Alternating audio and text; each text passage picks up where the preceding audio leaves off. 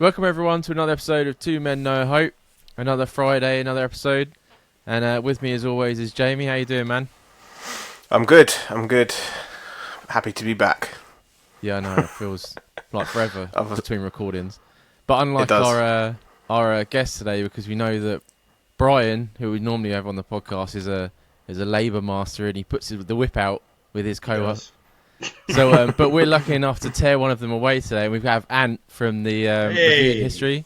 How are you, fellas? Man? It's nice to finally speak. I know some of our mutual listeners have been requesting this for some time now. Yeah. Oh, yeah. I know, and I thank you for this.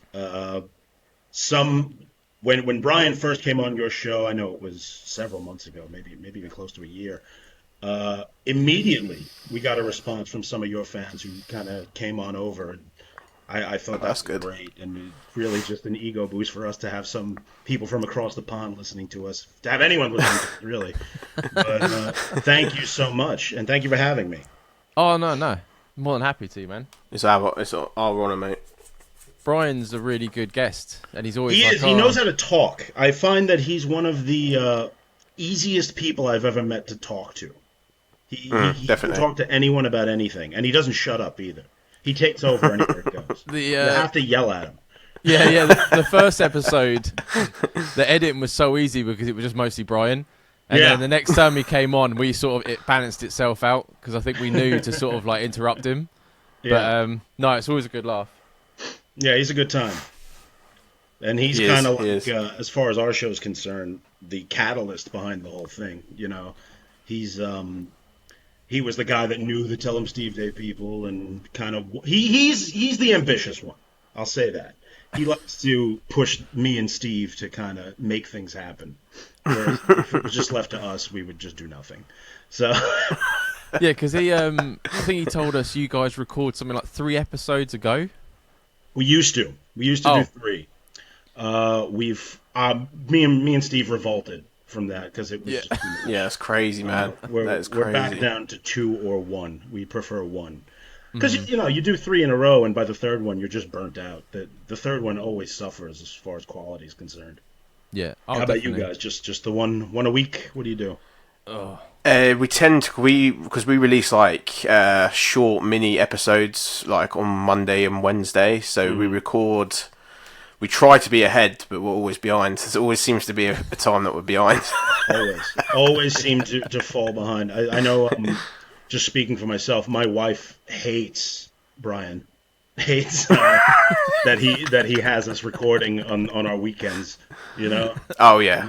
If I was doing weekend record, Charlotte would be kicking off, I think. Yeah. It takes a lot of time away from the couple's schedule. You know. It does. Yeah. I'm lucky enough that my missus sits me down and makes sure I get it all done. Otherwise, it would just be never ending. Mm-hmm. You know what I mean?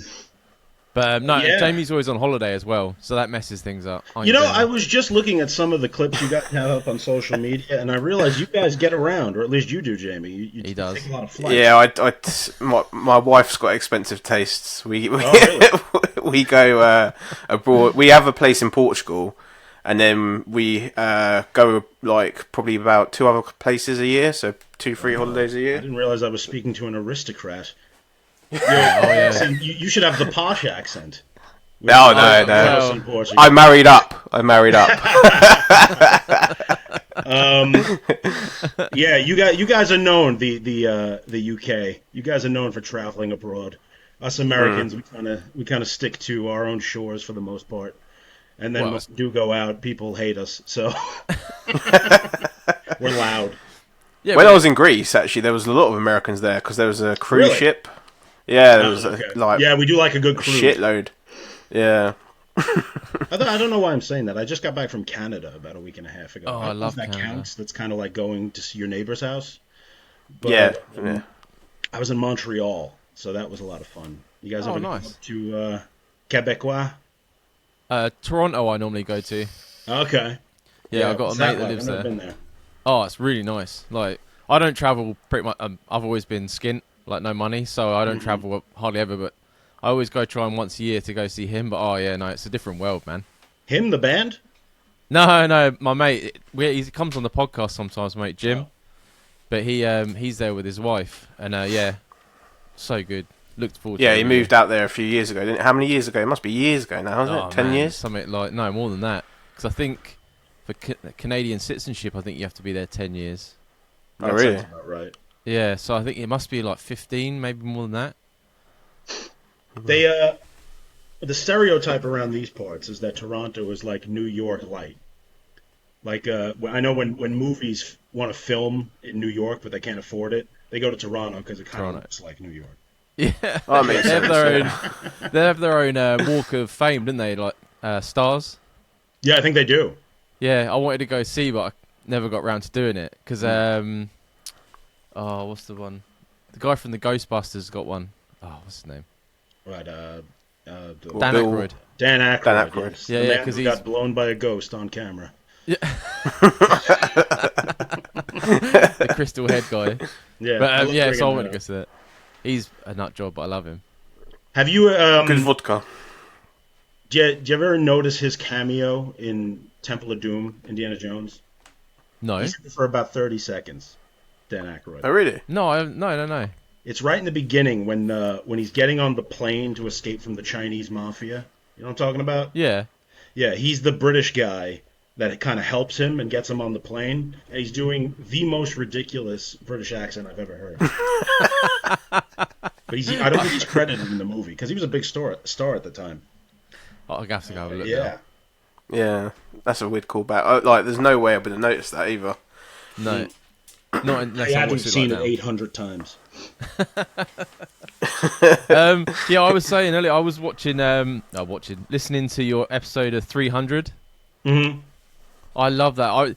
Because I listen to your show, like movies I've seen, and sometimes I think to myself, thank you, I appreciate that. I kind of like, because I'm a big movie guy. Mm-hmm. Sometimes I like to be in that land of I had no idea that was wrong, especially with Braveheart. Was one of historically inaccurate films Mel of like Gibson all time. Did not care at all about what was going on in reality. But, it's made for a great movie, though. You know, you can't. I always seem to be the guy that takes off points because we like to give it a number grade at the end of the show for historical accuracy. But sometimes you got to bend the truth to make a good movie, and Braveheart, I think, certainly fits the bill with that. It's a great movie, but it's not real history. Whereas, like something like I know we've done a bunch of these. What was I saying? Oh, Alexander. You ever see Alexander? No, I don't think so. With, Colin Farrell, which is about Alexander the Great. That movie, historically accurate. It's great as far as that. The movie itself, boring as all hell and not good. So, you know, sometimes you take the good with the bad with that. Oh, yeah. But I was glad to hear that a lot of, like, 300, even, like, some of the lines were... Yeah. The one-liners, the Spartans were known for that.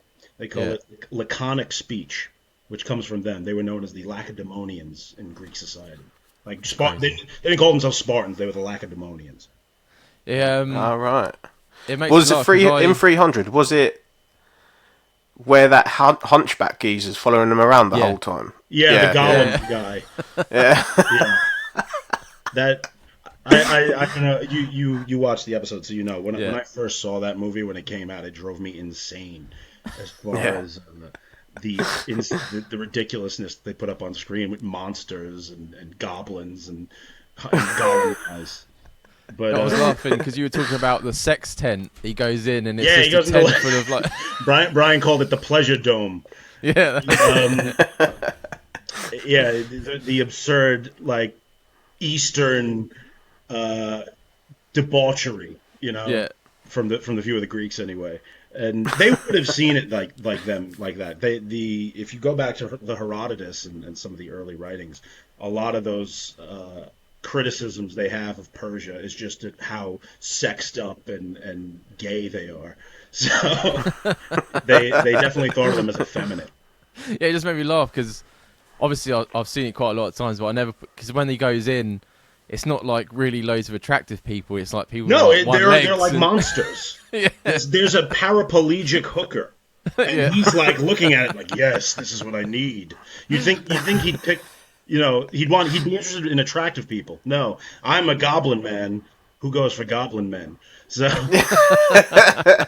he knows his place. He's not hitting above his belt. Yeah, he knows his stature. Yeah, but I was laughing because, and then they give him a hat.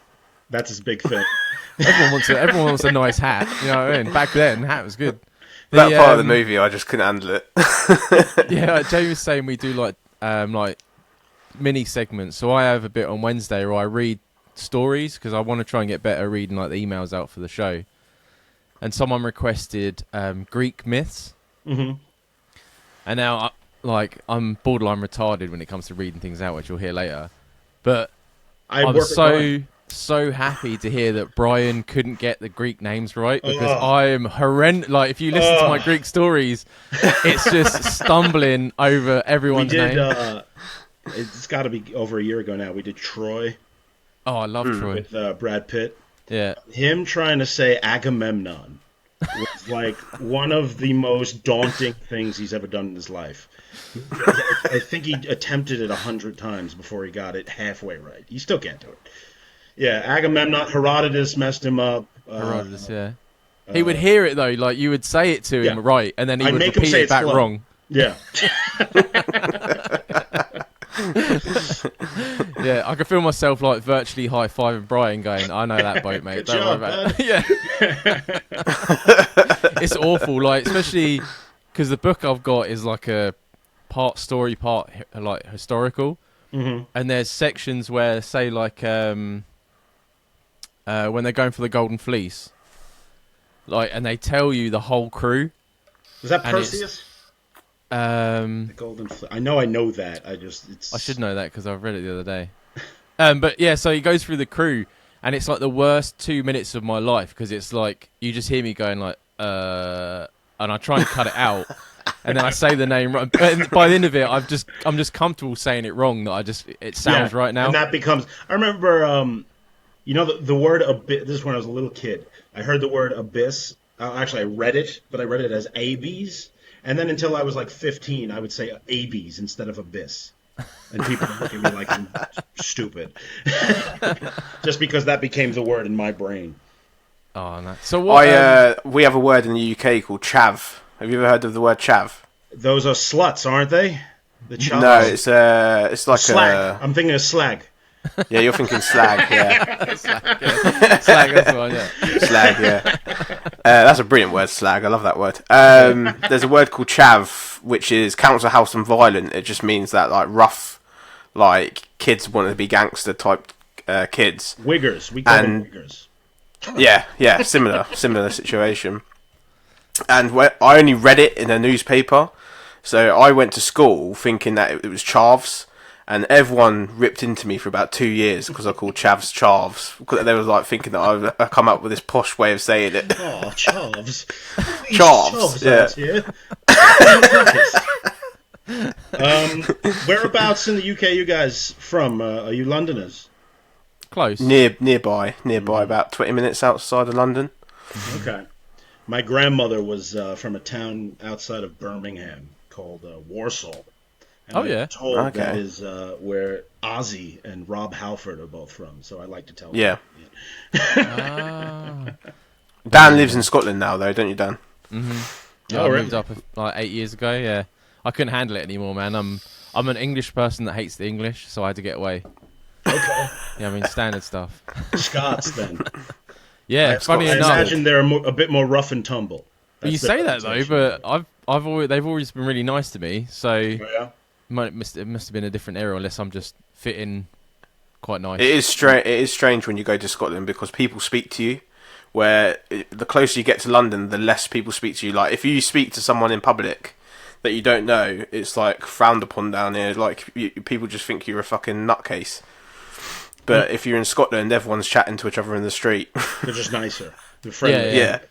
That's kind of New York versus the rest of our country. You know, we have the reputation of being a bit rough around the edges, but yeah, I guess that's true because you hear when you leave New York City and go out into the country, everybody's oh hi, how are you?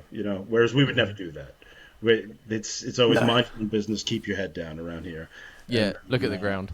Yeah. I'm fascinated by Yorkshire, the North. Yorkshire, yeah. Yeah, because I've heard that is like the English Alabama. You know, Yeah. in our country, Alabama's kind of looked at as the backwoods. One of my favorite bands are a bunch of Yorkshiremen. The My Dying Bride. They're a doom metal band. You ever hear of them? I haven't, no. No, I've not heard them, no. Old. But I love that accent. It's so like horrible. Yeah, well, yeah. They It's miss like the only entire words out, don't they? People Yeah. from Yorkshire.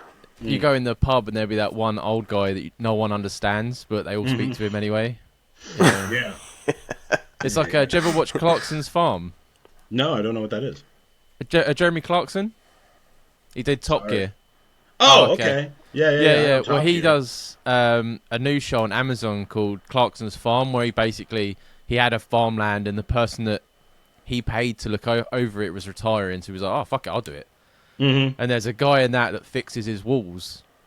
He doesn't speak a word of English, and they can't even subtitle it. And Jeremy Clarkson just stands there and goes, "Oh my god, yeah. Oh, didn't know that." Not sound. But like, he's the nicest guy, and like, he's like the best character in the show. But you have no idea what he's saying at all. That's great. I love that. Oh, you have to check it out. That show's amazing. Yeah, Clarkson's Farm. Clarkson's Farm. It is good. Yeah, it should be on Amazon Prime in the US. It's quite good as well because it teaches you a bit about our farming and stuff like that. Because you don't realise how tough it is and how little you make from it and things. And how much dickheads sheeps are as well. Sheeps are dickheads. Oh yeah. Oh yeah. Yeah. I proper. have much experience with sheep. Oh, no, neither have I. I'm from a town. Yeah. Unless you're Welsh, the Welsh are pretty good with the sheep. Yes. Yeah. Oh, that's Greek stereotype. And the Greeks. Yeah, it was making me laugh at the end of 300 because they were waiting for your number on that. They thought you were going to aim it really low, didn't they? I thought I was going to hate it. I did not. I actually enjoyed the movie on the second go. Yeah, it's worth talking about. It's a good movie. It is like I said in the show. It's a propaganda piece for the American military more than anything. I didn't even think about that, but when you were talking about it, I was like, oh shit, yeah, because we don't have stuff like that. We used to have this commercial that would play around the clock when that movie came out, like 2005, 2006. That was for the Navy, and their slogan was "Accelerate Your Life," and it was I don't know if you've ever seen. Oh God, it's an English movie. Oh no, I'm thinking of Train Spotting. No, doesn't matter. There's a famous guy with like a deep voice guy. You sounded like this, and he'd go, "Accelerate your life," and they'd play Godsmack over it, and it was like this metal, this new metal chug riff, and the whole movie looks like that commercial. Like, join the Navy. We got to go fight the Taliban. That's definitely the vibe of the film. That's what I got out of it anyway. I mean, somebody else might disagree with me. Oh, I just But felt I was begging Brian to put. Me and Brian and Steve just recorded 2 days ago. Oh yeah. And it came up on the show as we were talking that I was annoyed that he didn't put that commercial in the episode because Brian edited that one. Oh yeah. And then we just started yelling at each other. Like,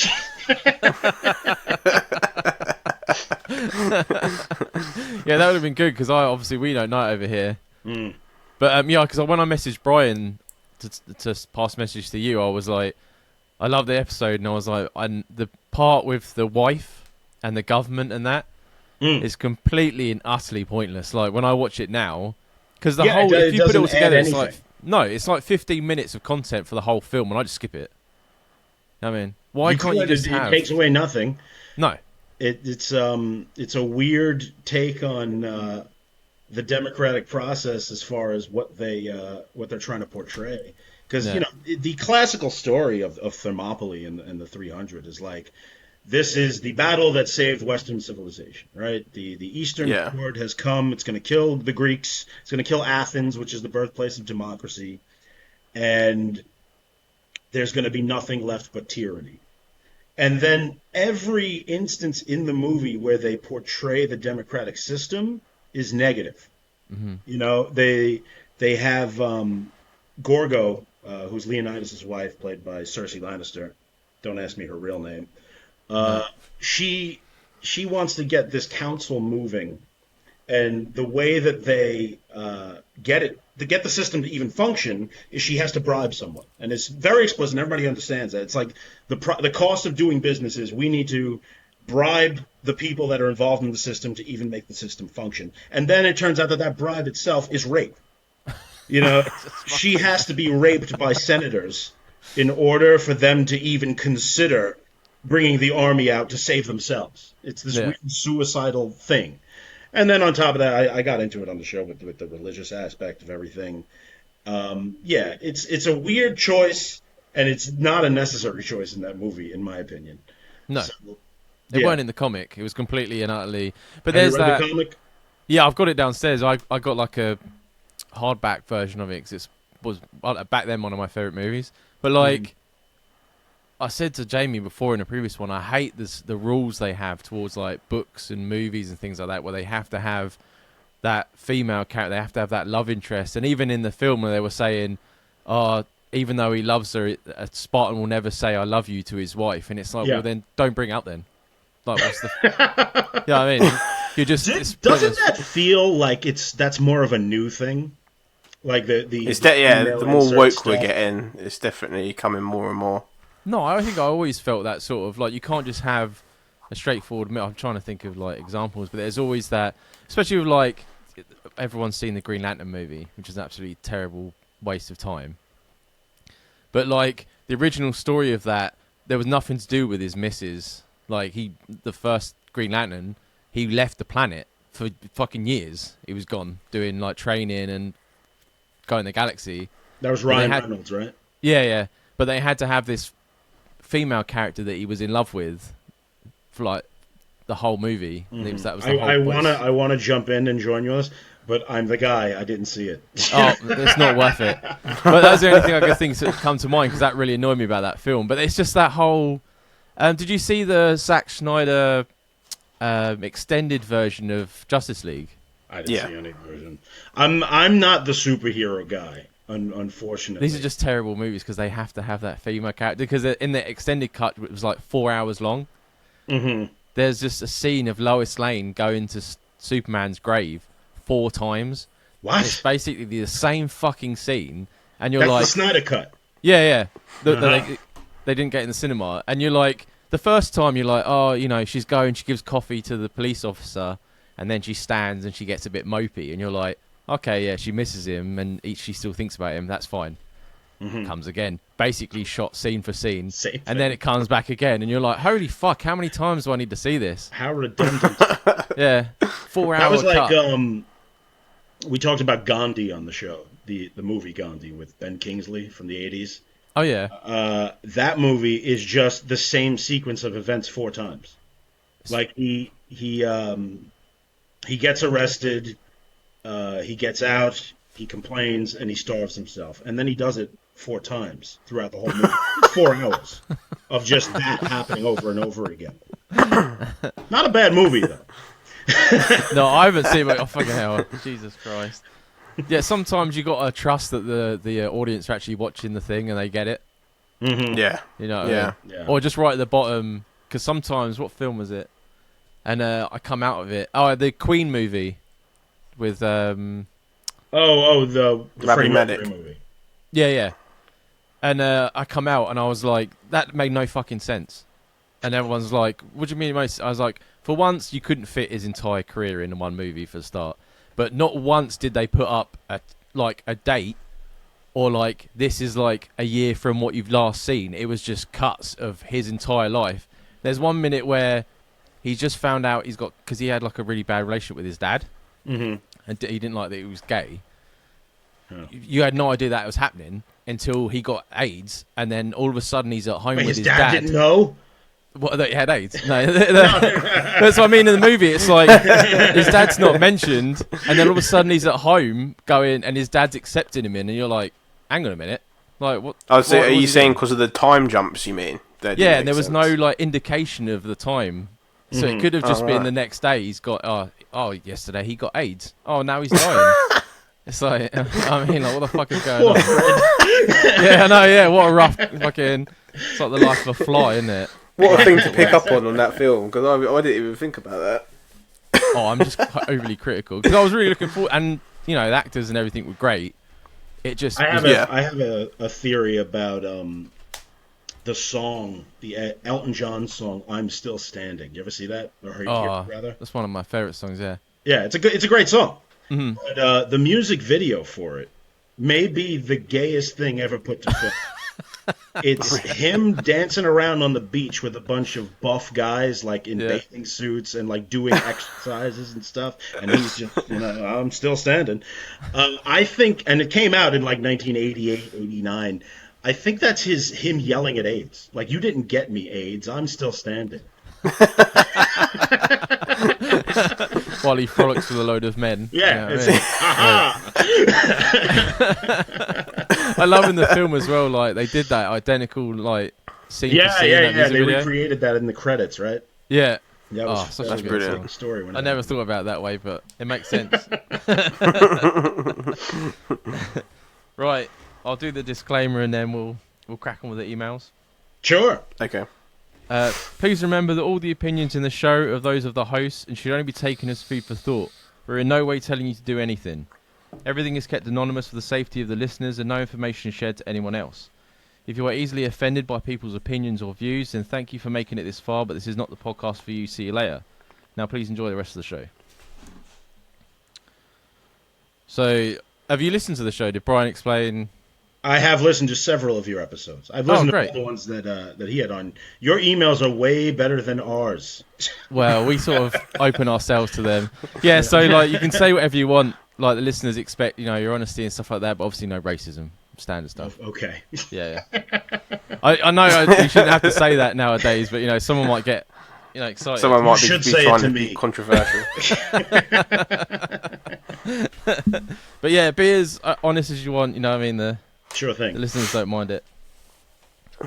Right. Let's see. Don't read out my response. Good evening, gents.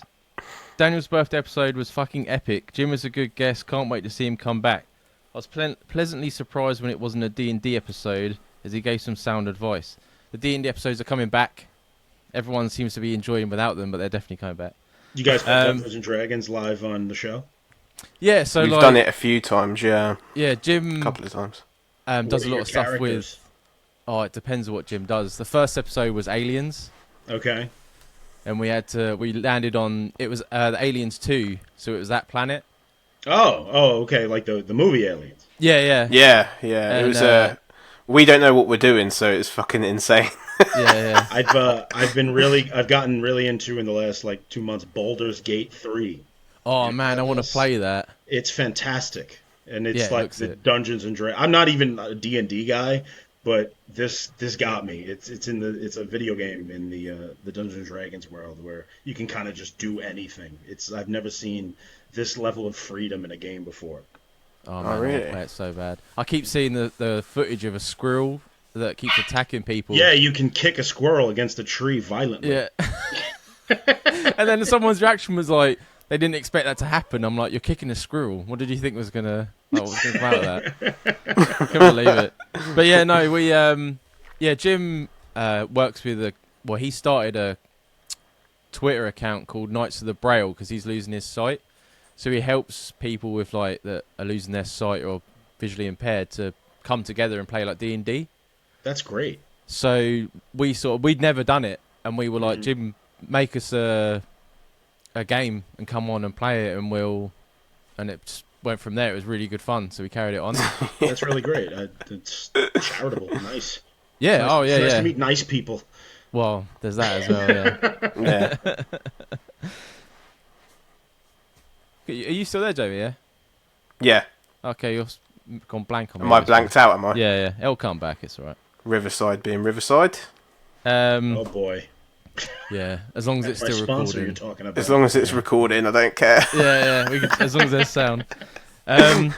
All jokes aside, I'm working from home at the minute, and it's driving me crazy. It was amazing at first, but now I feel so unmotivated, bored and lonely, which sounds strange as anything because my partner is home all day too, but I'm only interacting with her. Any suggestions on how I can not crack up? Cheers. I don't know what you do for a job, Anne, but like, did you get to work from home during COVID or anything? I have never revealed on my show. Oh, so you don't just did you work from home? You have to. But I am a blue collar guy. I work with my hands. Okay. And a lot of my work is outside, so I do not really. My hell would be working in an office. Yeah. Like having to put on a suit and tie, and go into an office every day. That sounds like just the worst experience a person could do. I like being able to move around and do stuff. So I feel for this guy. He's got to get out. One of my favorite activities is, and we just talked about this with Brian Johnson on our show. I like to go out and I go in the woods a lot. I like to just walk around the woods and like just be in nature. I think it's therapeutic. It helps the soul. Like definitely, you got to just get out there, like get out of the house. What do you guys do? Are you homebodies? No, I work in aerospace, doing working with helicopters and stuff. No, he's not.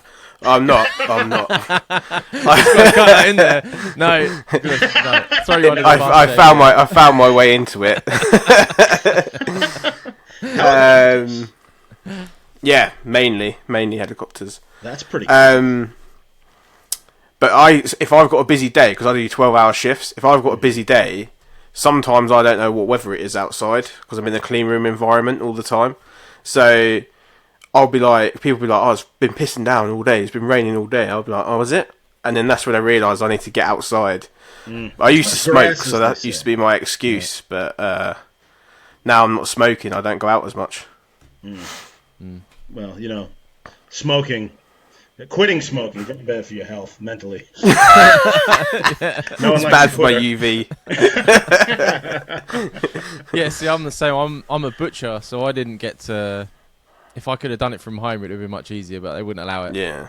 I imagine the smell would be a problem.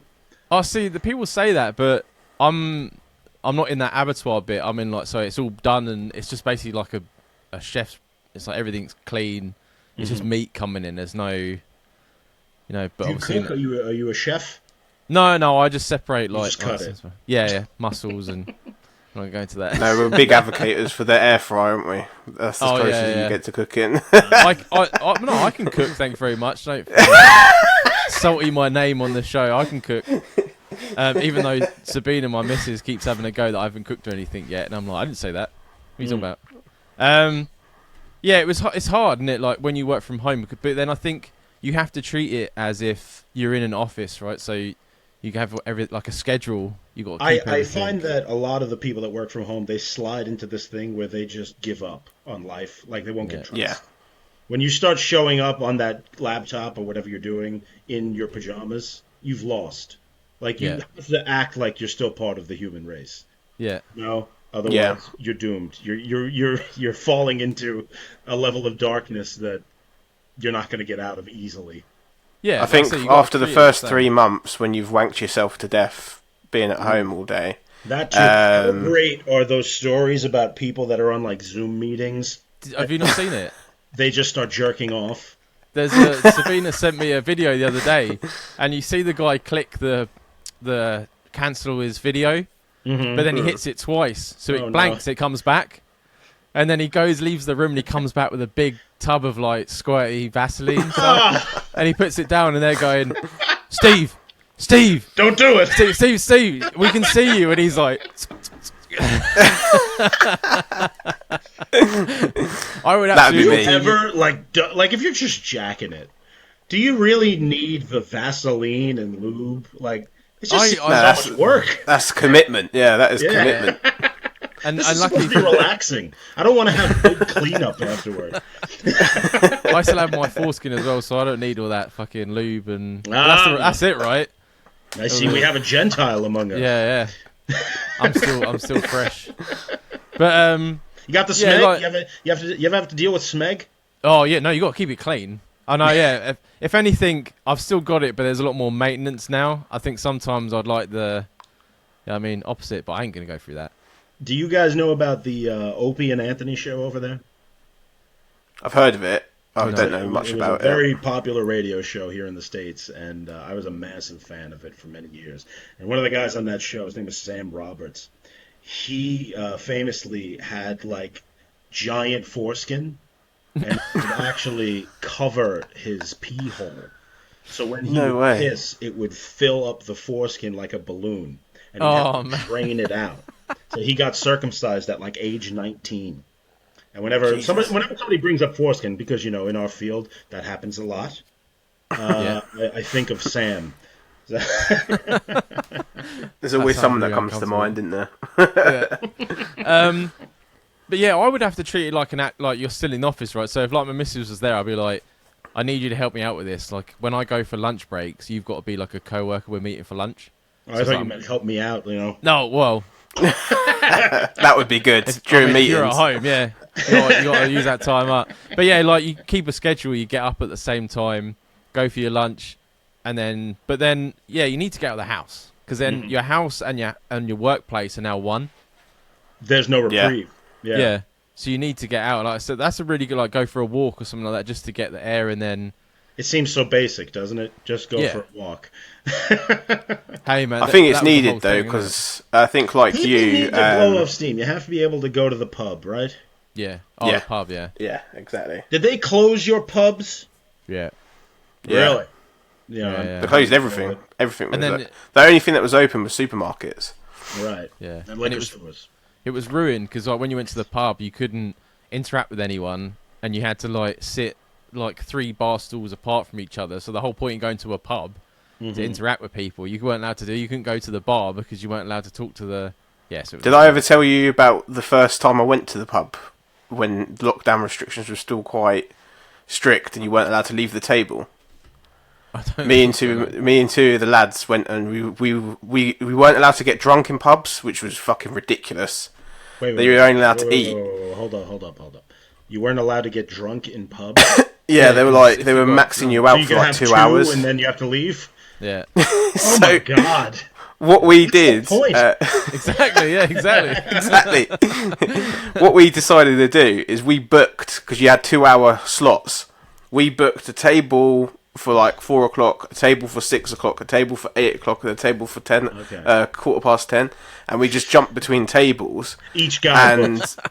That's like his name. the barmaid by our third table, the barmaid was like, "We're not serving you guys anymore," and we were absolutely trashed with our for you. plate of onion rings Fight the because power. we had to pretend we were eating. Yeah, because it's like when you get drunk, right? You just like the rules are out the window. You just piss about, and that's what they were trying Yeah. to stop. Sure. Yeah, they're never going to be able to do it again. No one's going to listen next time. What's your poison? Are you a beer guy? Not anymore. I used to be. I found out I was allergic to beer, which is Really? mad. Yeah. So now I'm more. I've always liked my whiskies, but now I'm more like I have like vodka and Coke or vodka and Red Bull or something like that.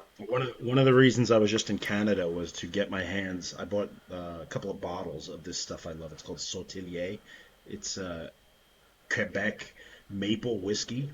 Oh wow. Ooh. It's like the most delicious thing you've ever had. And what they do up there is they'll take a shot of this maple whiskey, and put it in a Guinness. It's Oh like- yeah. It's perfect.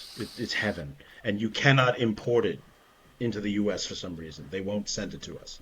So the only way to get your hands on it down here is like to pay $400 a bottle or something. Jesus. Or go up there. So I brought home a whole bunch of bottles, and I'm very happy right now. So do you still do your thing at home? You get the Guinness and you put it in the. Of course, you have to. Although I'm I not hear a big- stories that we get like the shitty Guinness. Have you ever heard this? Well, I know Guinness- that. Guinness in Ireland, they only they export a certain type to the U.S. That's like bad. They export even to England. In Ireland they keep the good stuff. They keep because Yeah. I didn't like Guinness until I went to Ireland, and when I was in Dublin, where the factory is, I was like, This is a completely different fucking drink compared to what we get in London. I love it. It's totally different. I want to have the good stuff. I guess I got to go over there. When I went to Canada, you guys get like a Guinness beer. I think it's called Guinness Blonde.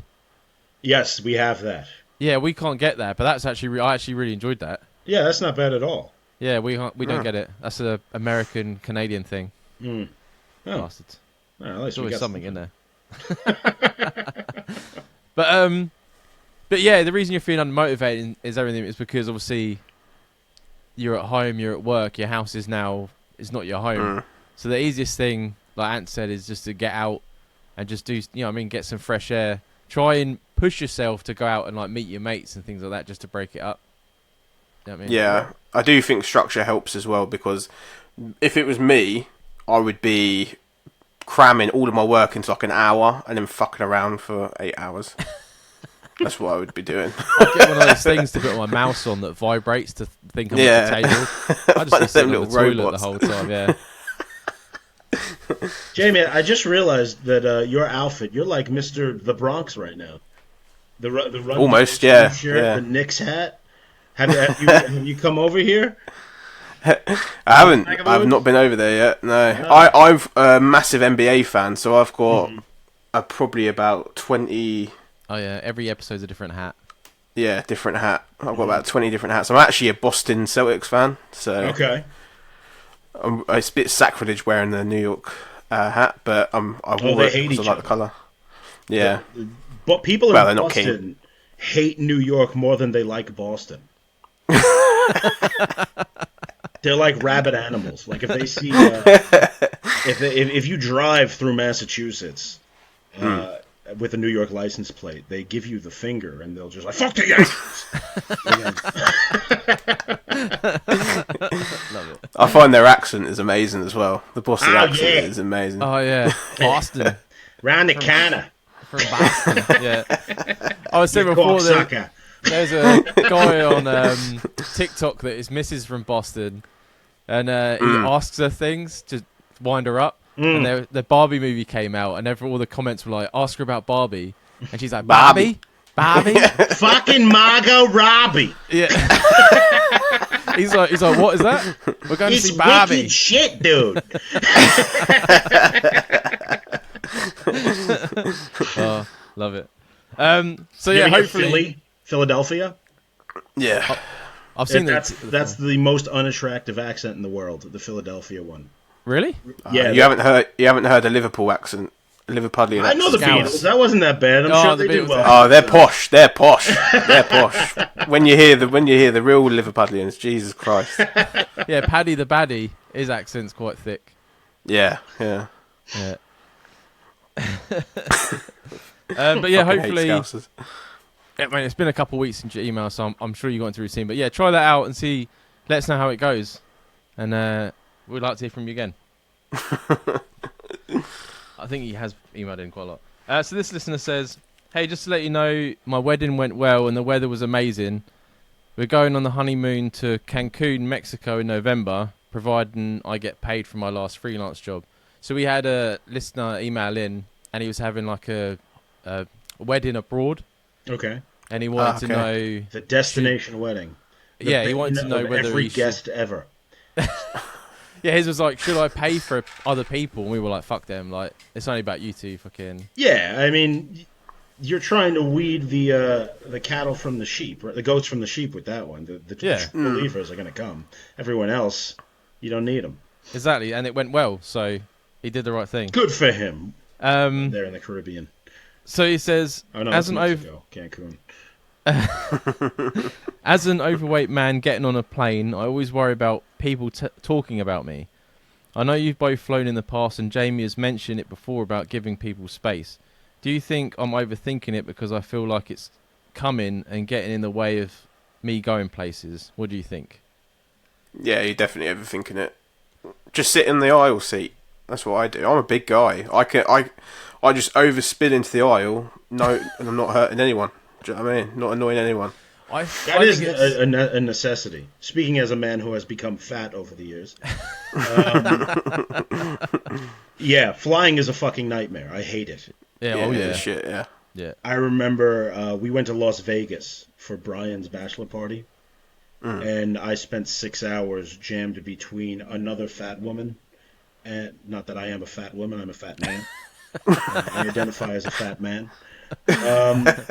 And an old lady. So it was me in the center, and it was the worst experience of my life. Like I refuse to fly again until I've lost at least 40 pounds.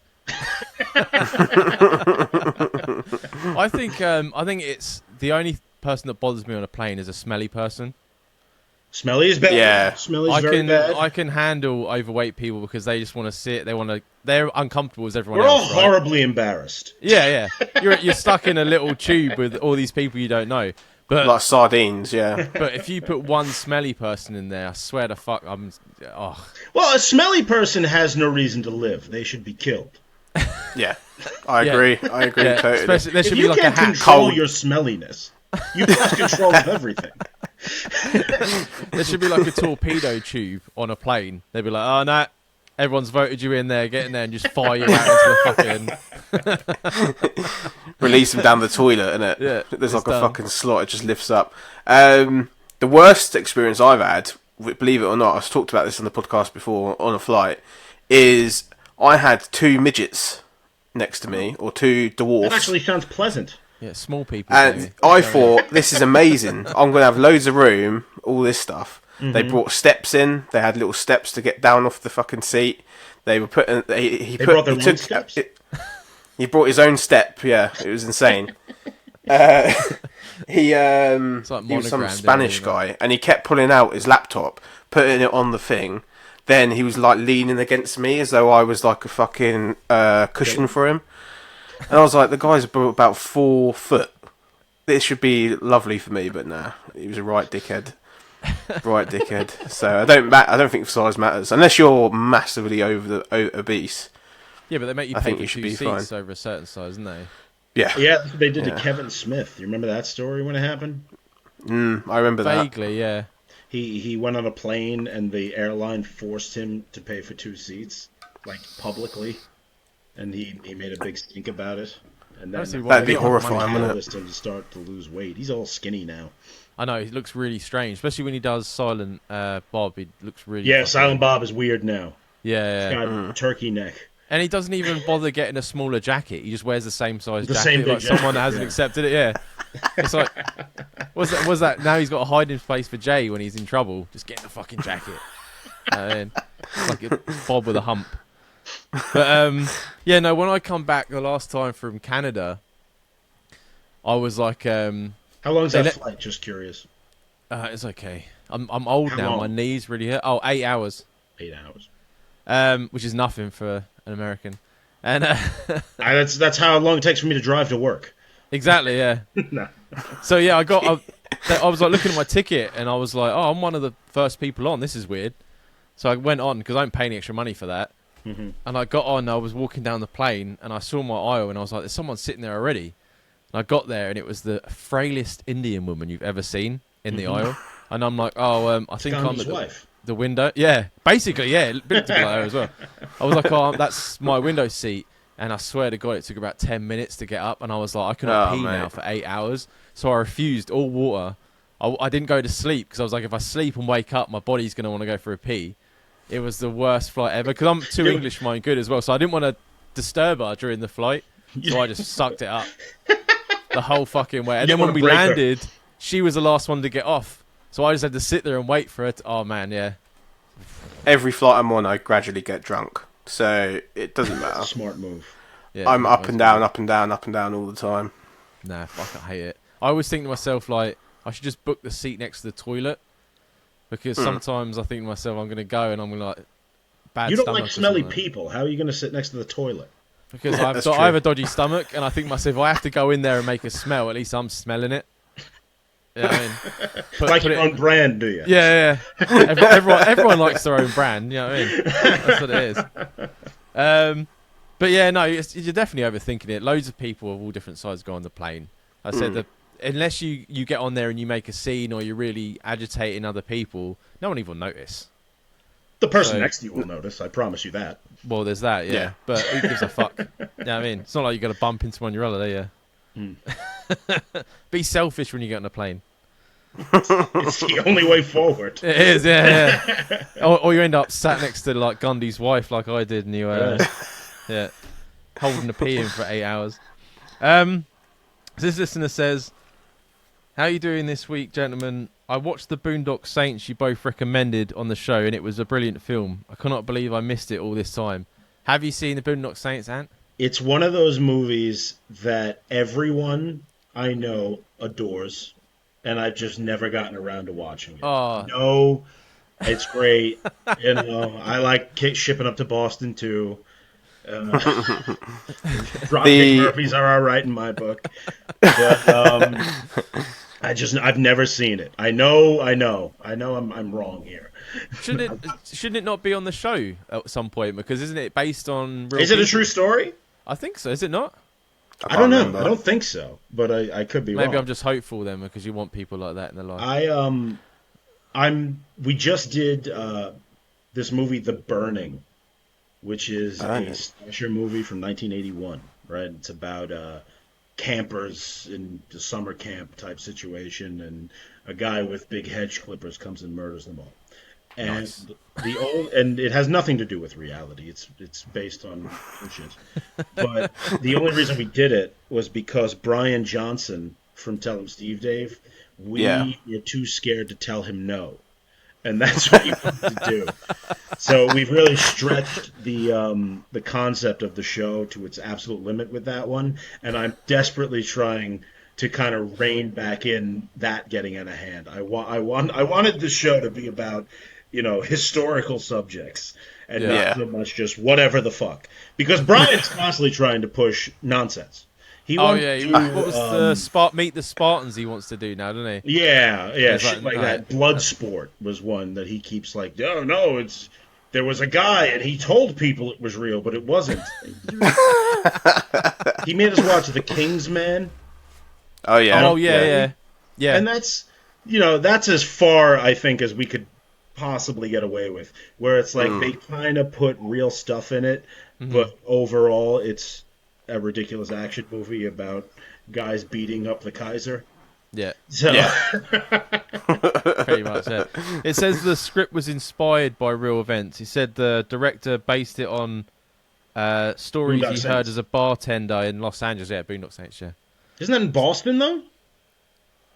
Yeah, I think it is. Yeah, I think so. But yeah, he says it is. Well, while he was in Los Angeles. There's no Irish people in Los Angeles. There's Irish people everywhere. Yeah, they get literally everywhere, yeah. It's the one thing you can't get away from. But yeah, no, you got to watch it anyway. But he says, have you ever watched Don't Tell the Bride? It's returning this week, and frankly, I'm here for it, and I cannot wait. I know you guys enjoy trashy reality shows. I haven't watched it. Sabina's trying to get it on the telly. I'm sure you have, Jamie.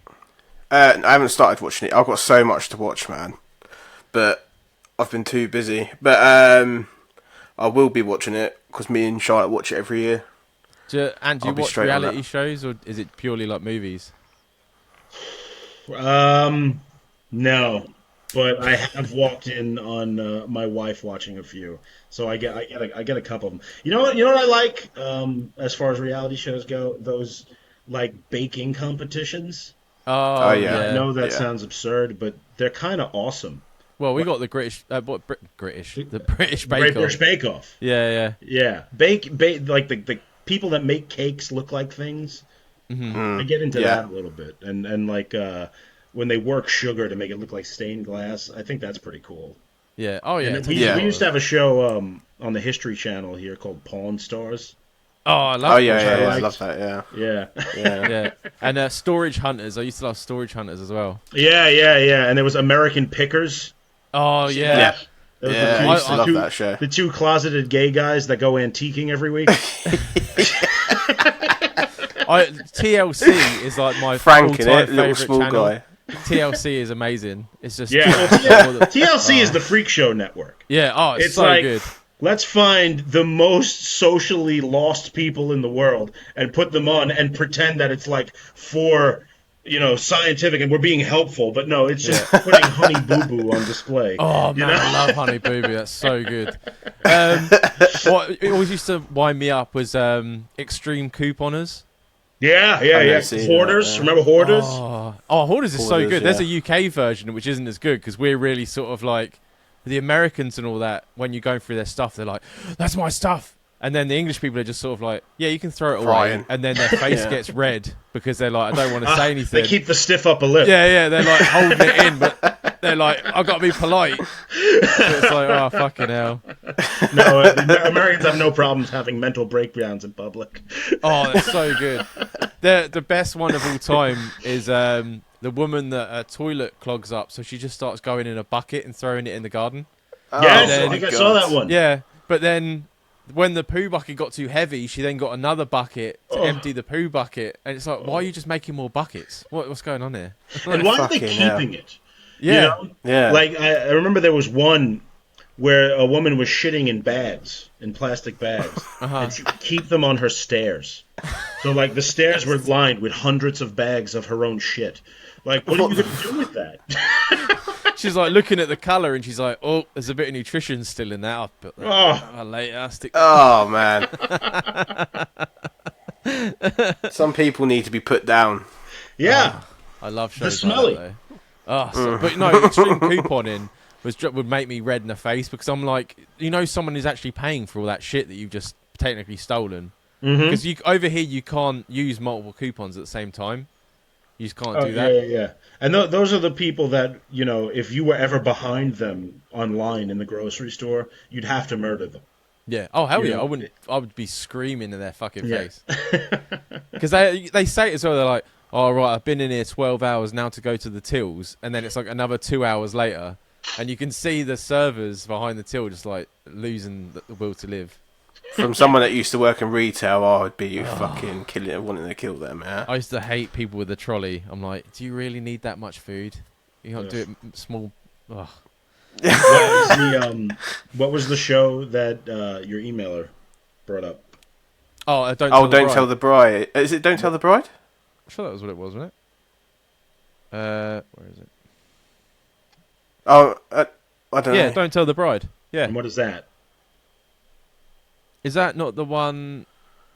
Oh no, I'm getting confused now because we've got quite a few of the same name. Or is it Love at First Sight?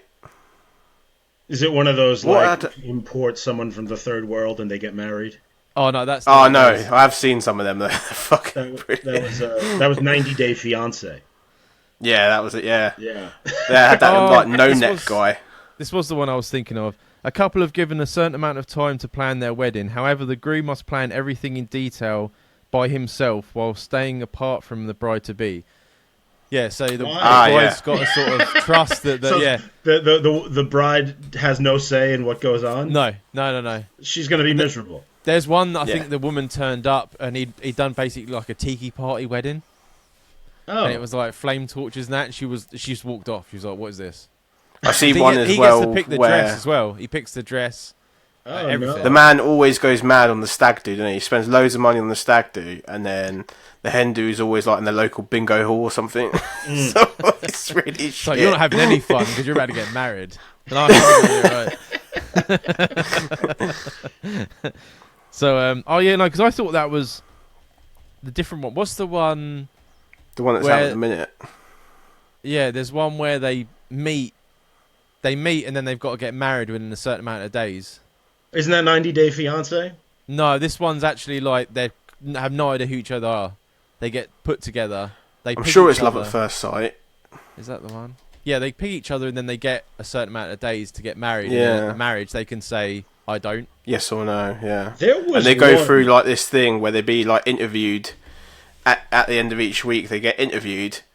And they talk. It's called a commitment ceremony, and they've got to fucking discuss their problems. And a lot of the time, they hate each other, so it's fucking brilliant.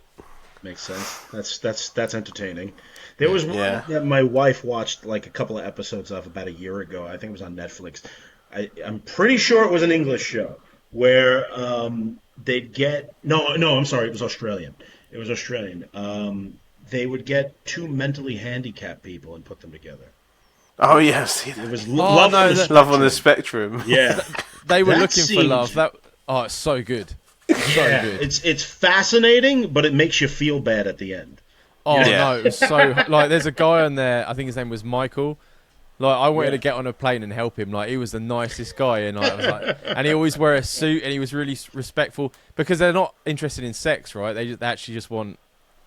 Like, I'm sure some of them are. Well, everyone is a little bit, but not on telly.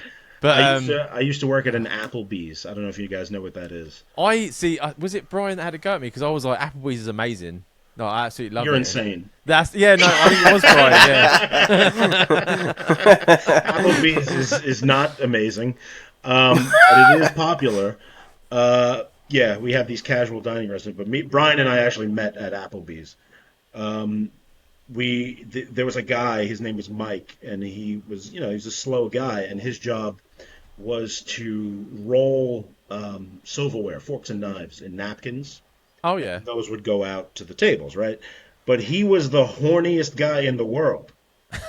He was constantly like touching the waitresses and sneaking up on them. Jesus. And Service. There you yeah, go. I think they want to have sex. So Such a good show though. They did the American version. It wasn't as good. yeah, probably not. Yeah, no. The Australian. I'm sure it was much better.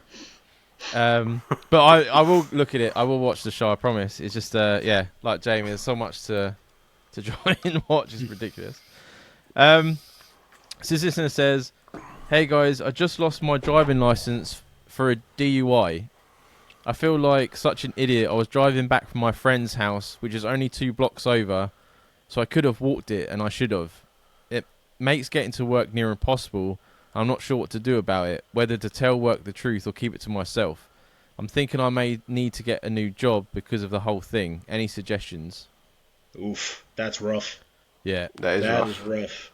Yeah. That's life-ending shit over here. Like they really don't tolerate the DUI in this neck of the woods. Oh, what if you tell like your work about it? Oh, depending on the job, I know if at my job someone got a DUI, they're fired. It's over. Yeah. Wow. We live in perpetual fear of the DUI. But yeah, Uber exists. There's no excuse for it. You got to just do it. 2 blocks as well. That's fucking. Yeah, That's a walk 5-minute walk. I feel bad for this guy. He made Yeah. one I think it's a woman. very bad decision. Yeah. Yeah, it's a woman. Sorry, it's a woman. I should have said that. But yeah, it is life though. It's that I know. Probably my dad lost his license at one point when I was young. I think it's quite common in the UK for people to get caught drink driving. So if you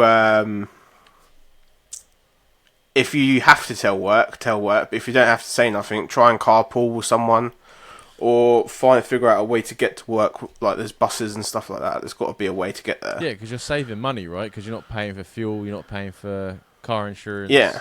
Do you have And to pay? if your job doesn't involve driving, then it shouldn't really. They don't really need to know. No, I wouldn't tell you. Really. And do you pay road tax over there? Road tax. Yeah. I've never heard of that. Oh, okay, lucky What you is then. road It's definitely a fucking British thing. It's basic, yeah. You Everything need a we do, license to be. everything we do, we have to pay. We in the US like to make fun of your TV licenses. RTV, Oh, yeah. mate. Yeah. We pay for the privilege of everything. So the road Yeah. tax is paying for the privilege to use the roads. They're trying to introduce that over here. We just introduced in Manhattan, here in New York City, a congestion tax. We that's get like that, Certain yeah. times All the of the cities. day, if your car gets picked up in Manhattan, you get a bill for it.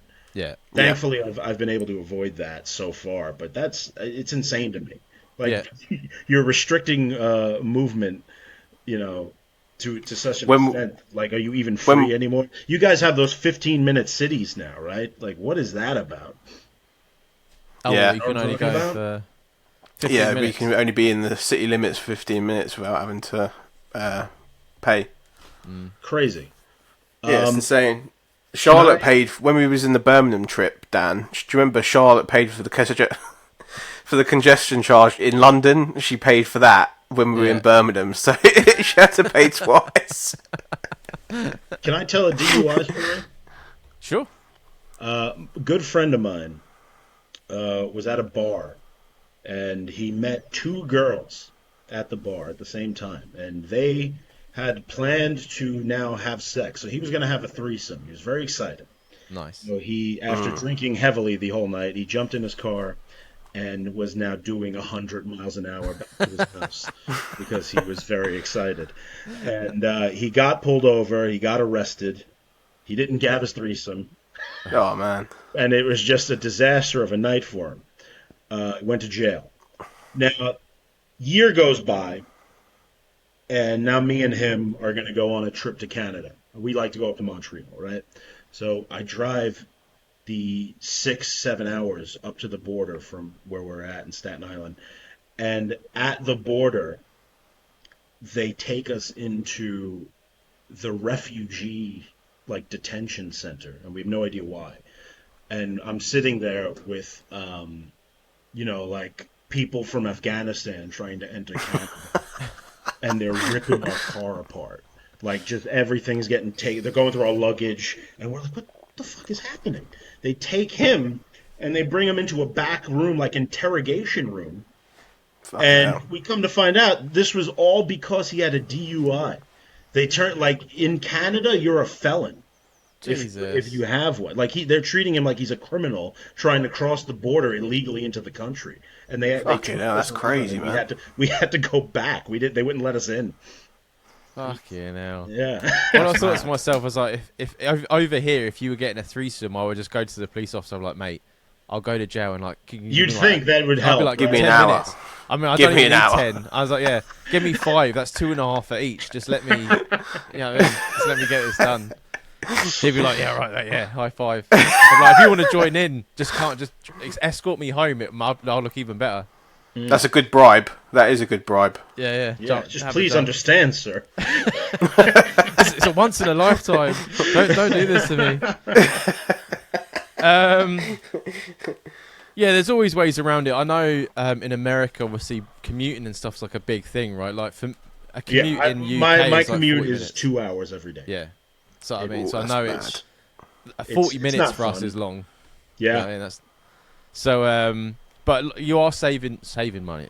You are now not spending money on these things. So there is ways around it. If it is impossible, then yeah, you're gonna have to look for a new job. That's the price you have to pay, I guess, for what happened. But life goes on. I mean, it hurts. Yeah, I mean, you have to keep a stiff upper lip. Lie back and think of England. You'll figure it out. we have faith in you. Obviously, it's been a couple of weeks. We probably know you're already sorted by now, but. Yeah, life goes on. I mean, it happens. Don't kill yourself. No, live and learn.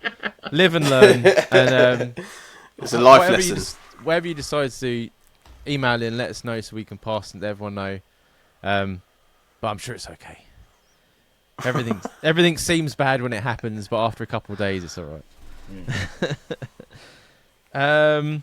It's a quick one for Jamie. Listener says. Good episode. I wanted to know how Jamie is finding the new 2K game, and if he fancies joining my Pro AM team, he's more than welcome. I love the way they're asking you to join their game, and they have no idea if you're shit or not. Pro Am team. Yeah, I'm a good player, but I'd have to be on the US servers.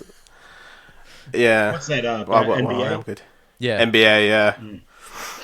The new game's not bad. It's okay. A lot of people hate it because they shoot, but I'm a centre, so they shoot. Well, they've got guns now. Is that impossible? Yeah. It's America. It's a special animation you can unlock, Dan.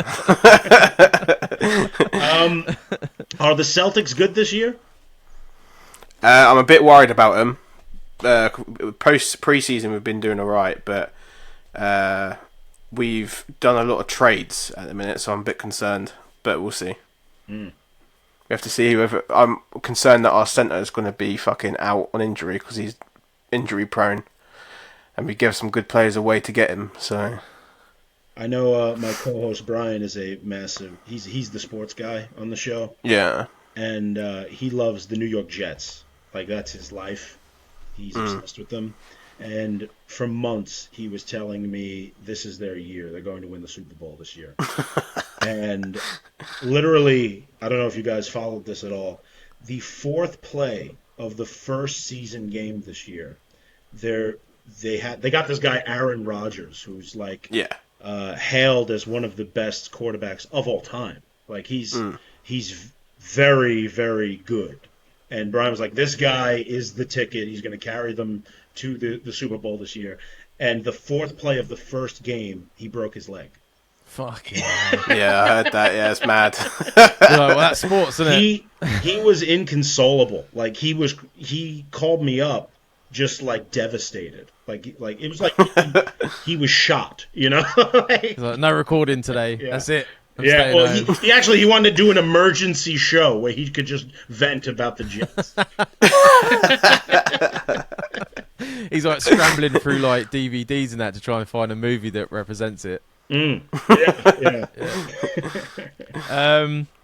So yeah, Jamie will think it over. I have to say I don't vouch for him in case he's shit. So we'll see what he says later on. Okay, I average well my points. I'm averaging well. So this listener says, after hearing the news of Russell Brand, what do you guys think about it? So I tried to give Ant a heads up, but yes, it didn't go through. But I think we can talk about this. Yeah, well, I have to talk quick about it. Now, Russell Brand, he is very famous comedian. I think his heyday was probably about 10 years ago. Wouldn't you guys agree? Yeah, definitely. The height of his popularity. But recently, his big thing has been going after the pharmaceutical companies on the internet. Yeah. He has a show, and he kind of tells it like it is as far as he sees it. Mm-hmm. And he is messing, or at least, criticizing some of the most powerful people on the planet. And I think that's something to be lauded. He recently, I don't know if he went on Tucker Carlson's show or Carlson was on his show. Do you guys know about this? Do you know who Tucker Carlson is? I know who he is, but I haven't heard that he was on there. Yeah. Well, Tucker Carlson is like, he was the biggest guy on Fox News, which is like or at least it used to be the conservative news, cable news outlet here in the States. Mm-hmm. Right. And he was huge. He had the biggest show every year, like routinely. And Fox News fired him, I guess a few months ago. And since then, he's gone and moved his show over to Twitter, where it's like 10 times as popular as it ever was on Fox News. And when those two got together and started mouthing off about, Pfizer and things like that, it seems like they pissed off the wrong people, because out of nowhere, it seems like he became a target. Now, what exactly are the allegations? Do you guys know that he's some sort of... I know there was one, something to do with a 16-year-old girl. Right. And then there's multiple, but nobody said anything taking about advantage this of for girls. years. Well, That's what I was going to say on it. Like, I don't know why anyone's surprised. He already came out in the past and said he's a sex addict and stuff like that. And he was a chauvinist and a piece of shit and a drug addict. Now, is so I don't know why people are surprised. That, or is it just like, that's what I am and that's how I'll remain? I think he's remorseful now because he's clean and sober and in a dedicated relationship and stuff. But at the end of the day, I think the timing of it is exactly what you said, Ant. I think he's going after people. It certainly seems suspicious, at least from my perspective. Yeah. Everyone knew. Why didn't it come out 10 years ago? Yeah. Right. Why didn't this come out 10 years ago? Yeah, especially during the Me Too movement, where everyone was like, Weinstein's doing this, and it's like, well, that was the perfect time to... And it's corrupt as fuck over here, like, of like BBC and all that sort of stuff. Well, that's government-owned media, isn't it? Yeah, exactly. Yeah. Basically propaganda. No frills propaganda channel. Yeah. And then, like, as well, he was... That we have to pay for. Right. We went through a massive problem with, like, energy crisis. And he was going on about... Europe really took a wallop, it seems like. But the companies tripled their budget. They tripled their annual income because we were suffering and they were fucking making bank. Right. And I don't think the UK was part of this, but I certainly Germany and France were purchasing most of their oil, I think, from the Russians. Yeah. And while at the same time deactivating all of their nuclear facilities, the power plants and things. And then when the war in the Ukraine started, everybody was fucked. Yeah. Yeah. Not to mention someone mysteriously blew up a pipeline. Thank you. Oh, I don't get to talk about this stuff on my show. Brian cuts me out. So, but that's the thing, though. Like he says that he's now a reporter, doesn't he? He said he's a journalist or whatever. And the thing that makes me laugh is that nowadays no one gives a fuck about the news, right? Everyone's got a podcast. Everyone's got social media where they can speak freely. They don't get censored. Twitter is the number one news source in the world. Yeah. Like, it's people on the ground. You'll see a video of the real event before it's ever been filtered through the mass media. Definitely. Before somebody can ever come up with their take on it, you can see the real event happening in real time on the internet. So this is all they've got, is to crush people or try and... Because Joe Rogan had the same thing, right? Like during COVID, he was taking a drug that was prescribed to him to get over COVID, and he got it really quickly. And the media was like, just trying to slay him, and they were like, you don't know who this guy is, right? Like, he has millions of people listening to him. Yeah, like, you're not most shutting influential. up Joe Rogan. Yeah, exactly, yeah. So you're a fucking idiot. So that's what's happening, is like, that's their last resort, right? Oh, well, we've got sources where we can bring up this person, and not to say that the women aren't genuine, but you don't know, do you? I think what it is 10 years ago, when he was doing all this shit, he was part of the mainstream media, so they didn't touch him. And now that he played for the right team. Yeah. Now he's on his own side. Yeah. This is what's happening. Yeah.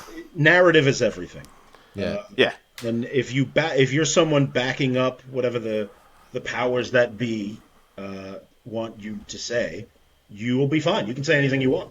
Yeah. But the second you go and say, "Wait a minute, I don't like what's happening here, and it seems out of place," now you're a molester, And that's the easiest way to ruin someone's life, isn't it? Is to be like, "Oh, this person's gone forward." Yeah, I mean, that's the thing.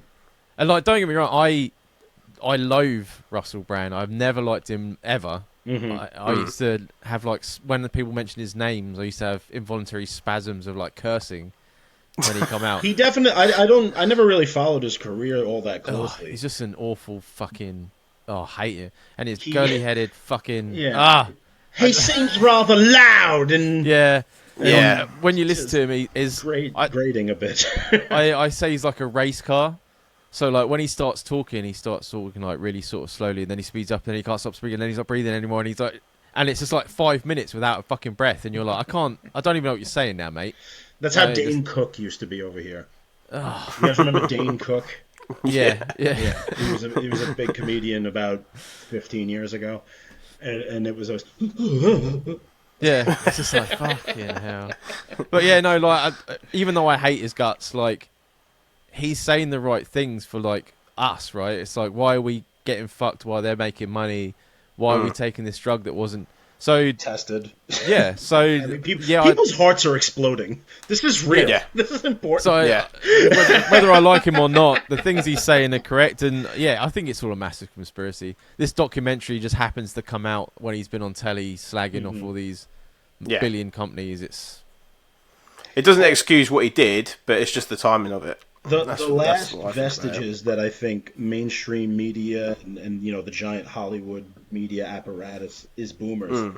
They will never leave that. They're obsessed with it. They're addicted to it. I know, I work with people in their 50s, the late 50s and their 60s.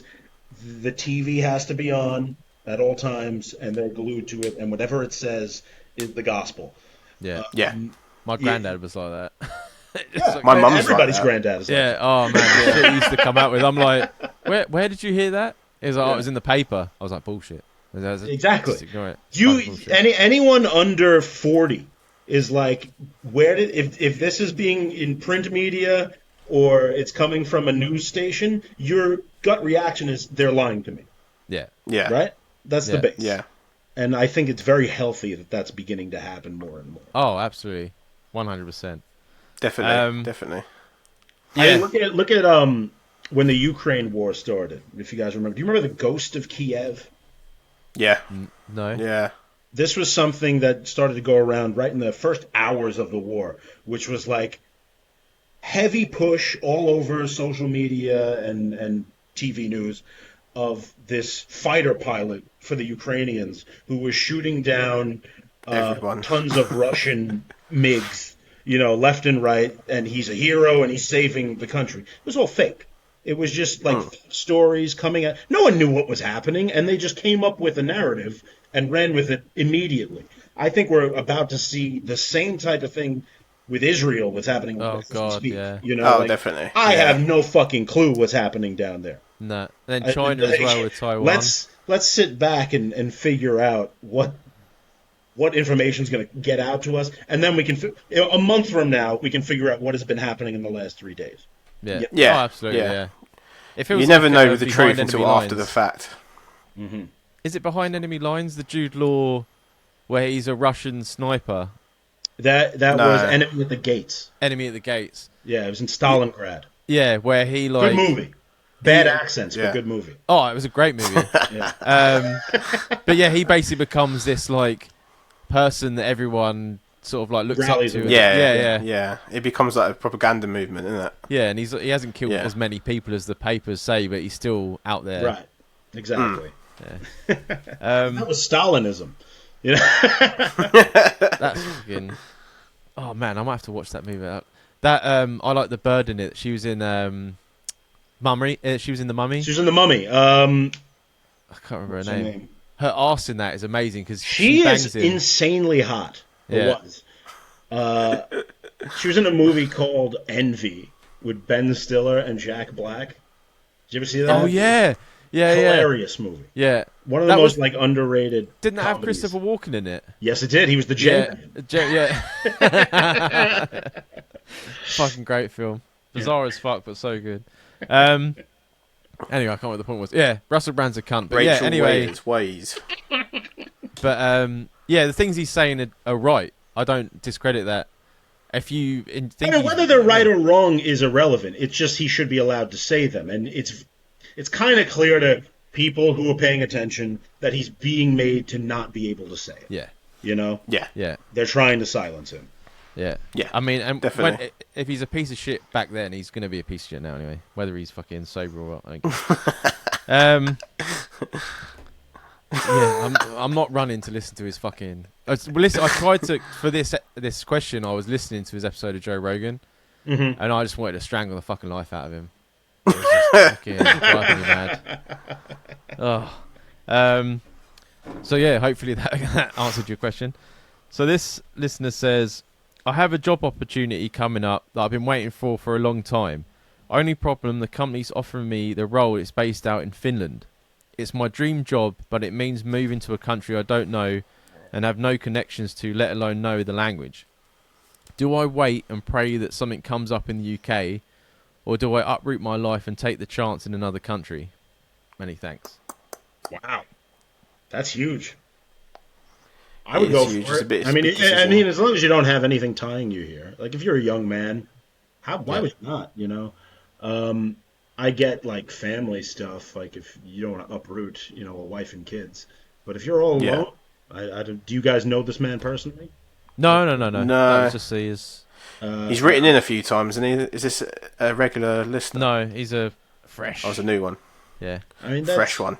That's one of those, like, life experiences that'll define you as a person as you get old. Like, I worked in Finland. I became a Finn for a couple of years. So cool. But then there's that, like, if he's like, oh, no, I can't do it.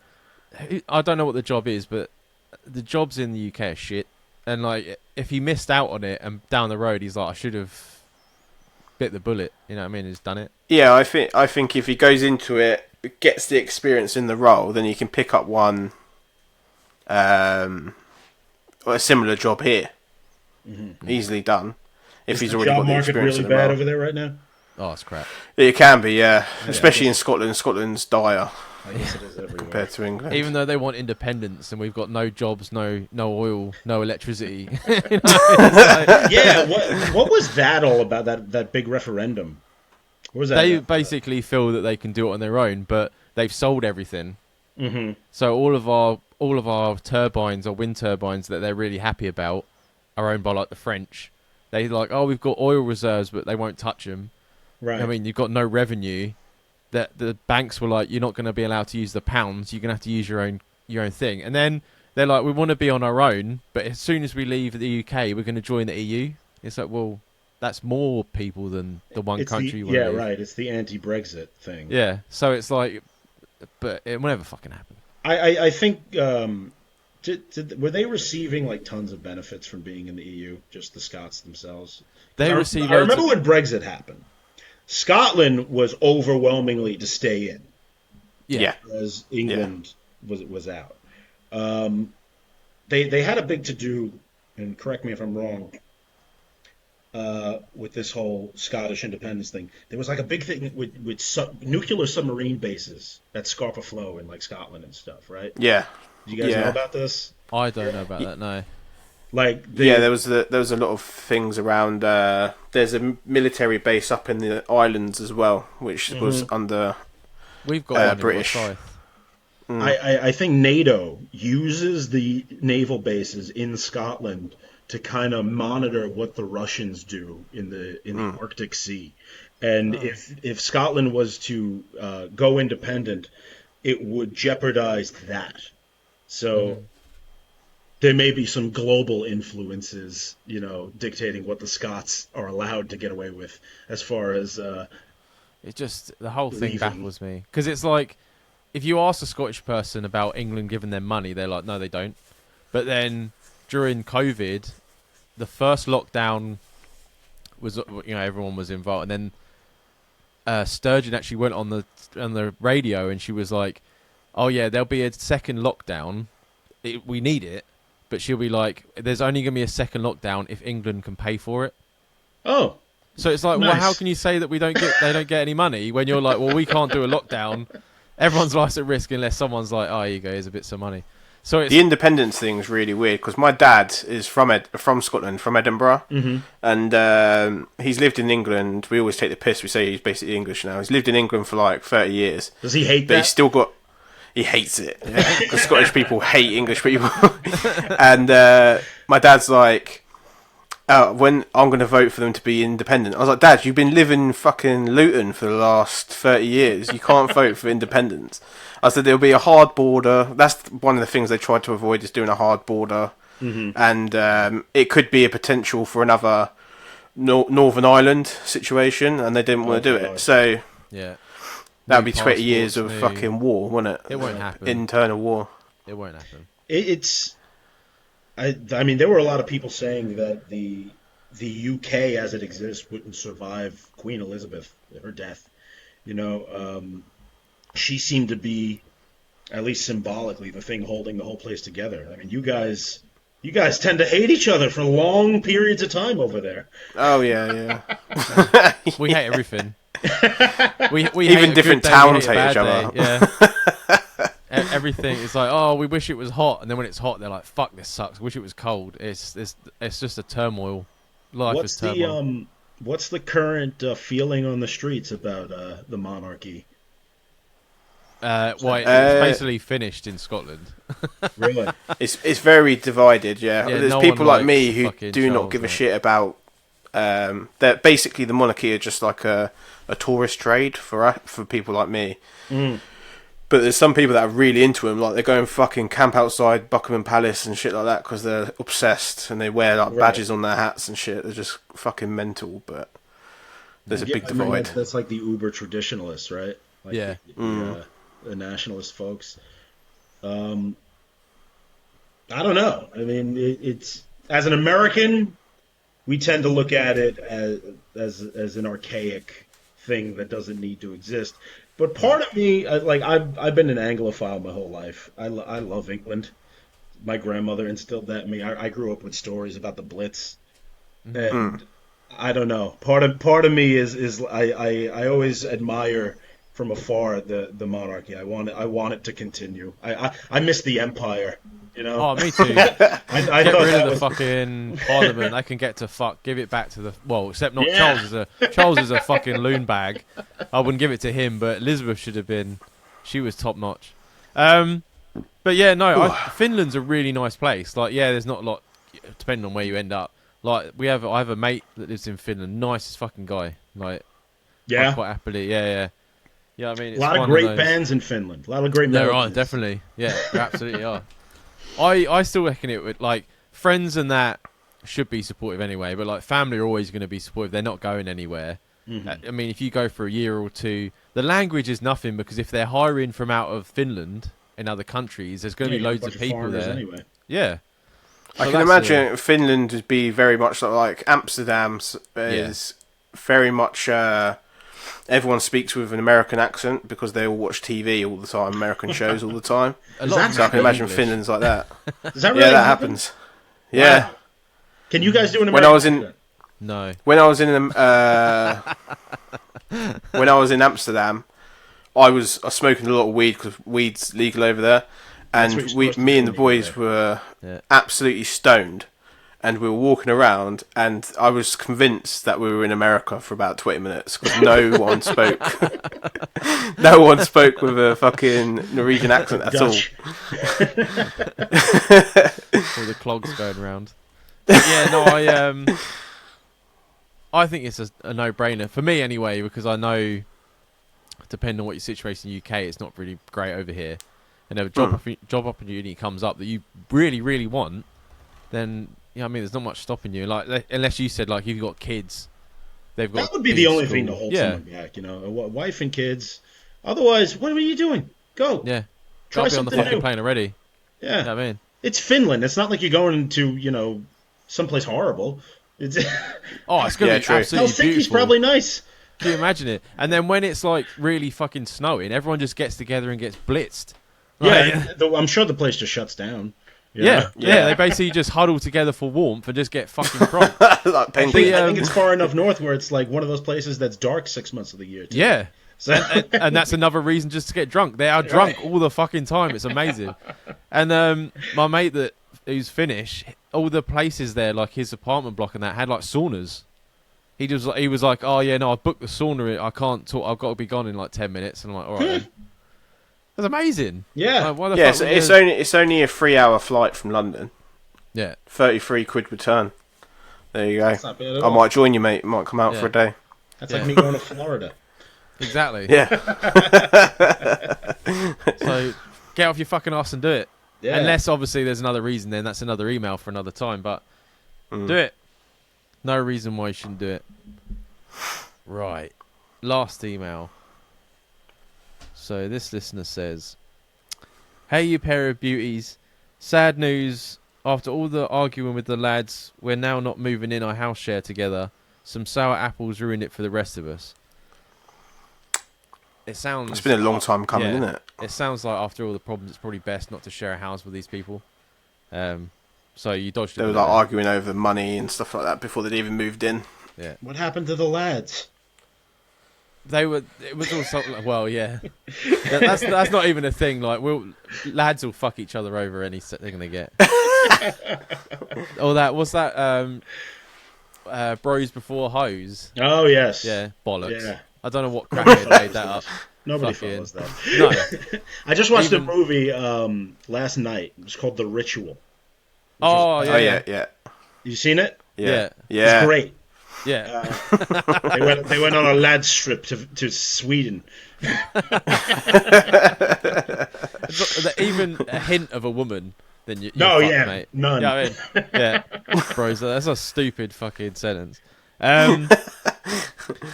So he says, "I'm still living with the couple from my previous email, and I told her I emailed in about the dishwasher thing, and I'll explain that in a minute. And it cleared the air when she listened to you guys making light of the situation. So good work, gents. Keep it up." So his original email was because he was living with his mate and her boyfriend, and he emptied the dishwasher. He was living with a girl. Yeah, Her and her boyfriend. boyfriend. Yeah. He's a leech. Well, you don't live with a couple. You me and Dupree. You don't know the Dupree. situation. He could have moved in and she was single. Hey, if you're paying your way, you can do whatever you want. So he was emptying the dishwasher to be like a good roomie, and sitting on the top shelf was a dildo. Oh, yeah. Oh yeah, I remember this now. Yeah, he was freaking out a bit about it, but I was like, well, she's keeping her hygiene up, so you should shake her hand. Yeah, I mean, well done. That was on Brian's show. She left it out. She's the one with the problem. Yeah. Unless it was his.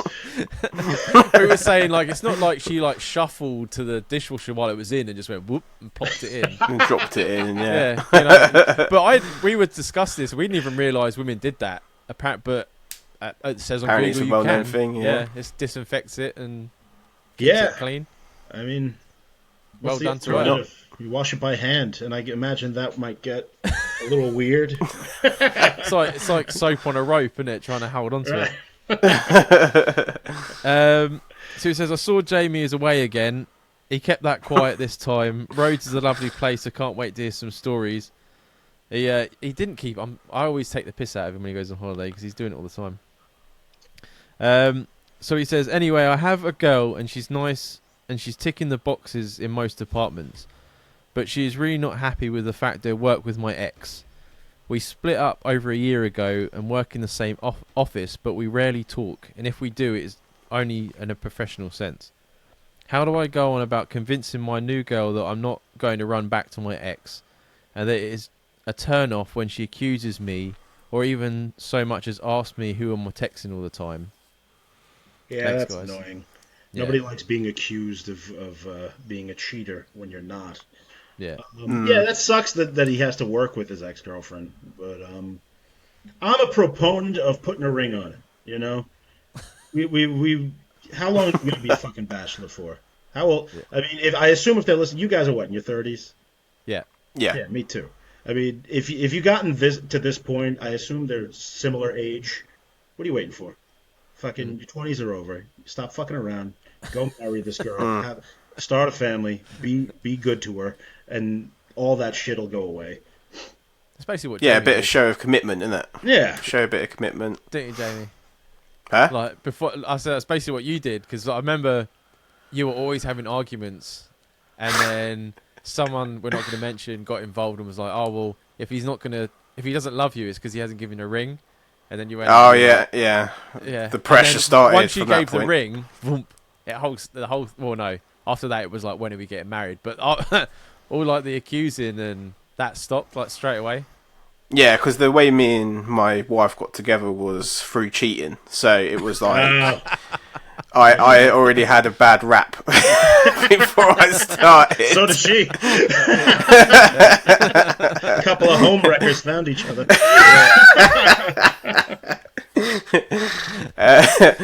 Yeah, so I do understand it, but as years have gone on, it's been less and less and less. I used to be the crazy jealous boyfriend as well, not necessarily with Charlotte, but with previous girls, and you're accusing people because of your own insecurities, really, and that's what I was doing. So, yeah. I think it's different though. Like, it's not like he's texting. Like, you work with someone. Yeah, they just could be part of a group chat or whatever. Yeah. If you're not like texting them, you're not talking to them, and you're seeing them at work. Because we had a listener that was like, "Oh, I've been with this girl a month, and she's always talking to her ex, and then all of a sudden she disappears, and she's on Facebook going out with him, got back together with him." That's a completely different. Yeah, they don't need to hang out socially. That I would get annoyed with. Yeah, you know, like oh, we're all going out for drinks after work, you know, and now you're hanging out. She's hanging out with her ex-boyfriend. No. Yeah, that's a bit off key. Yeah. But as far as a professional setting, I guess that's just something you have to learn to deal with. Yeah, you can't. I know my wife's a nurse, and I know one of her ex-boyfriends works in the same hospital. It's just something. It's not ideal, but it's something that I have to be okay with because there's no way around it. No, people have got to earn a living. You know what I mean? Exactly. You can't be like, oh well, I've got to split up now and find a new career, a new job, because no, it's fucking ridiculous. I do think as well, the more accusing the person is, could push the listener back that direction, because he's always thinking, Very or true. potentially I might be going back there. So it's always in his If mind. you're going to keep telling me I'm doing this, I might as well fucking do it. Yeah. Yeah. That Definitely. I remember that reminds me of so sometimes we get like what if questions, and we had another podcast on, and the question was, would you rather kick a baby and no one know it, or not kick a baby and everyone think you did? And Wow. it was like, well, if everyone thinks I've done it, then I might as well just go out and do it. Like, it's like, you know what I mean?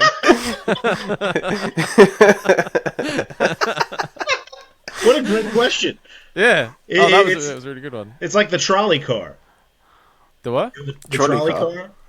Yeah. It's there's a trolley on some railroad tracks, and it's going to kill 3 people. Okay? Now, you have the option to throw the switch, and it'll kill 1 person. But you've gotten involved. Now, if you just do nothing, you're not it's no blame of yours, you know? But if you get involved, you've now killed a person. Yeah. So what is the morally correct thing to do, you know? Yeah. 3 people are going to die if you do nothing, but you have no blame on you. 1 person is going to die if you intervene. That's always in cartoons and that, isn't it? They do that. Oh, sure, yeah. Yeah. I would intervene and then disappear into the night like fucking Batman.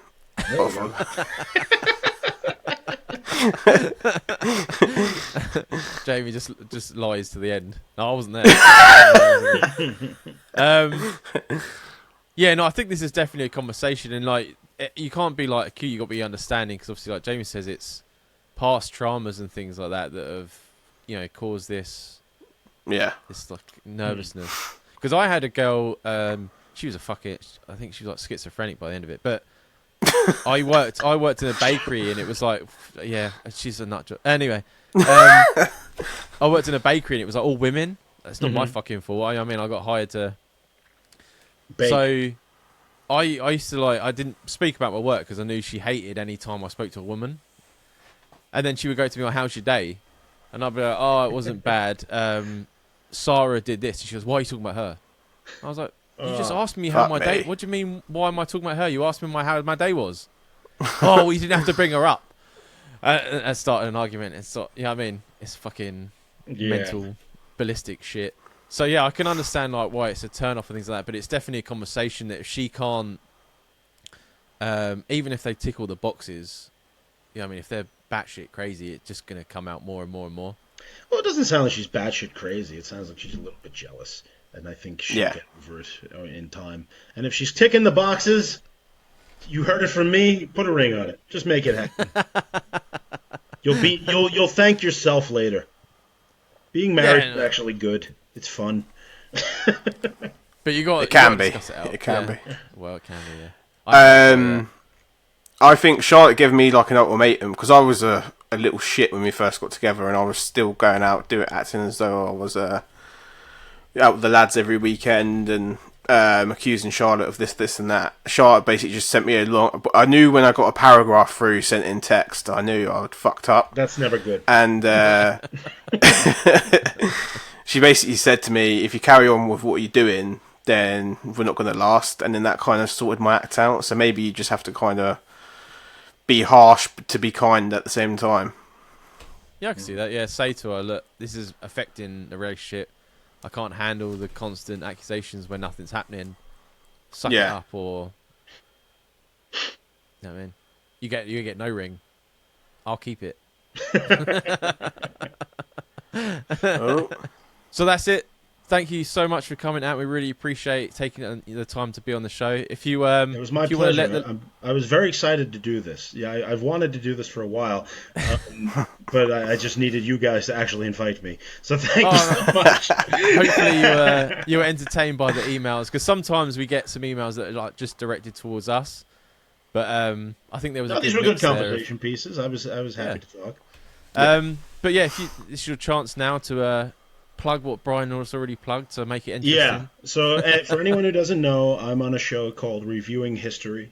The premise of the program is me and my 2 buddies, Brian and Steve. We will watch movies based on historical events, and then we'll talk about the real history behind those events.